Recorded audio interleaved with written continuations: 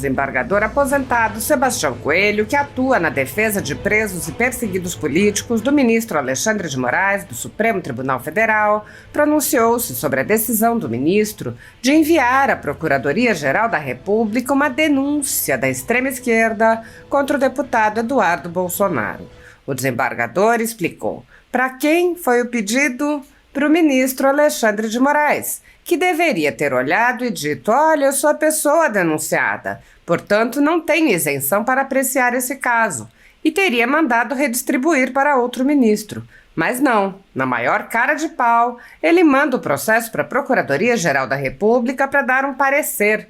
Se o procurador der um parecer pela abertura do processo e apreensão do passaporte do deputado Eduardo Bolsonaro, ele vai dizer: olha, tinha o pedido, um parecer favorável, e, portanto, eu decreto a apreensão do passaporte.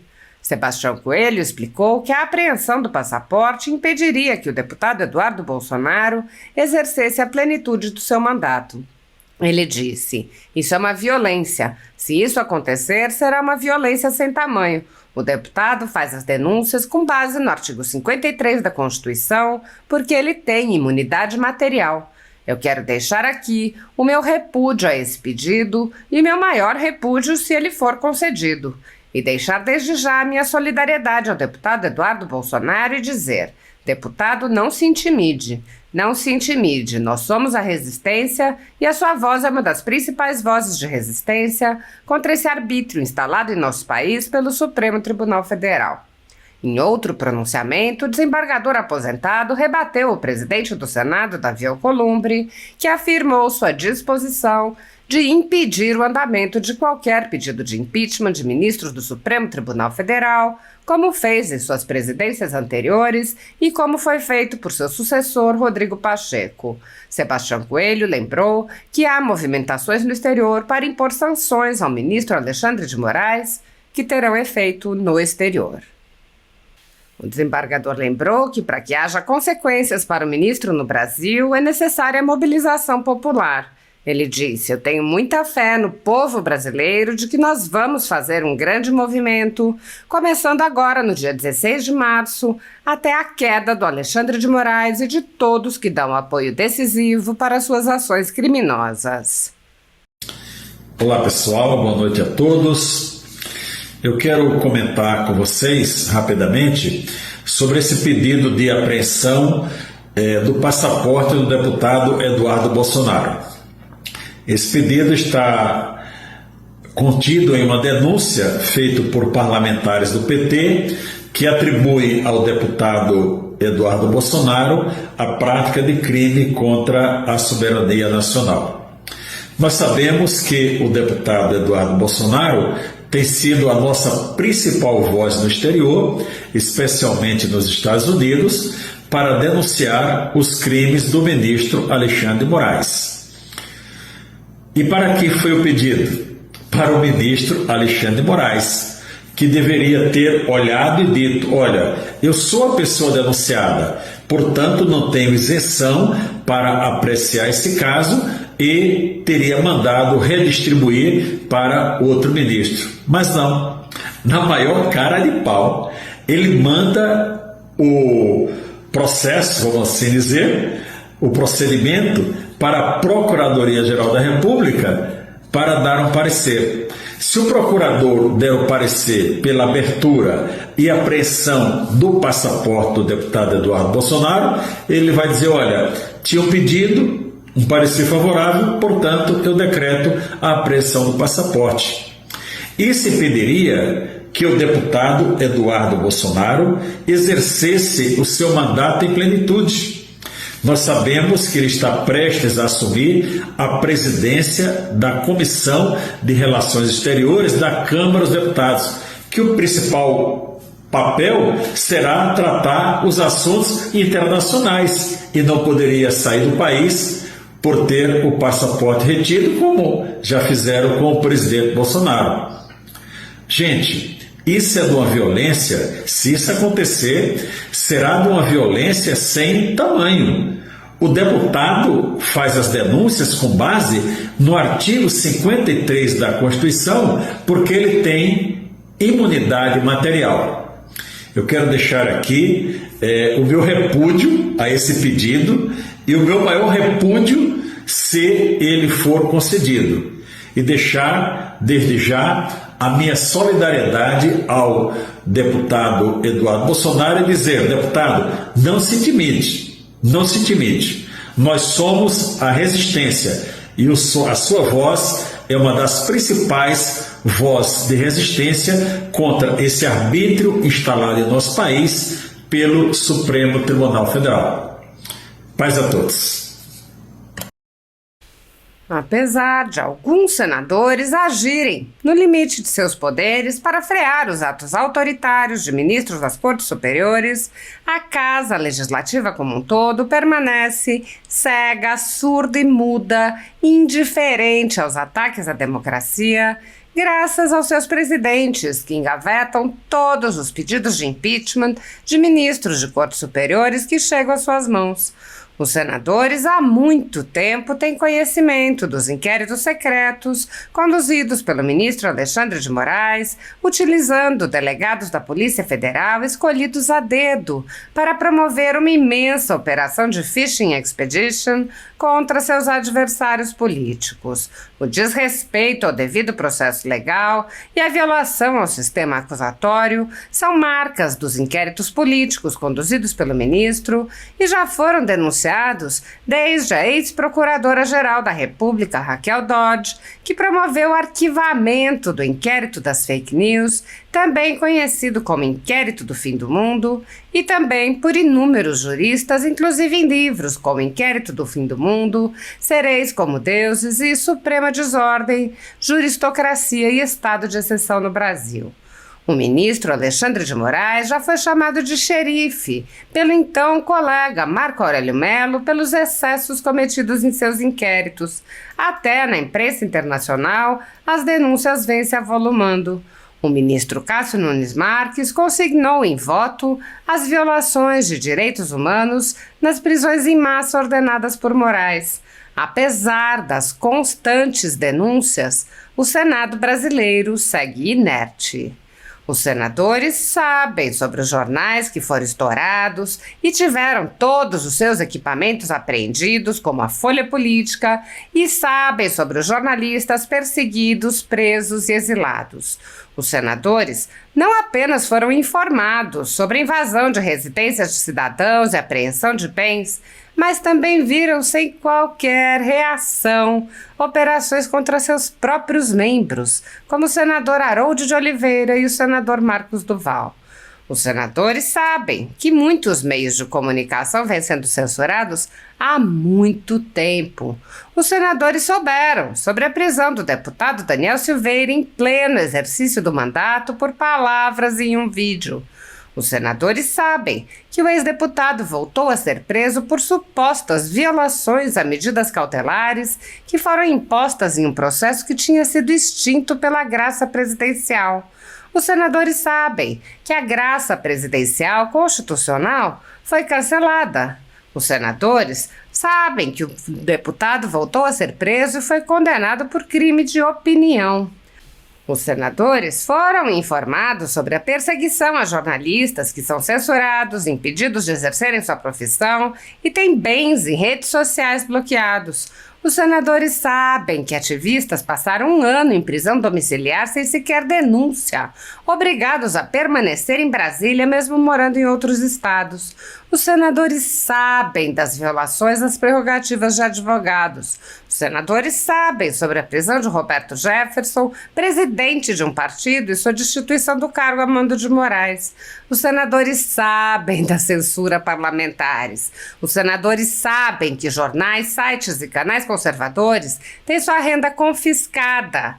Os senadores sabem sobre as prisões em massa, sem individualização de condutas, sobre acusações descabidas. Os senadores sabem sobre as multas estratosféricas e confiscos de propriedade. Os senadores sabem que crianças ficam presas com seus pais sem meios de sustento, em cautelares, sem prazo para acabar. Os senadores sabem que Clériston Pereira da Cunha morreu no cárcere, com um pedido de soltura, aguardando que o ministro se dignasse a apreciar. Os senadores sabem que outras pessoas presas injustamente só foram soltas provisoriamente após a morte do preso político no cárcere. Os senadores sabem que há outros mortos. Os senadores sabem sobre os exilados políticos. Os senadores conhecem muitos outros fatos. Mesmo assim, todos os pedidos de impeachment, projetos de lei, requerimentos de CPI seguem enchendo as gavetas do presidente daquela casa. Há quase 6 anos, o ministro Alexandre de Moraes conduz, em segredo de justiça, inquéritos políticos direcionados a seus adversários políticos.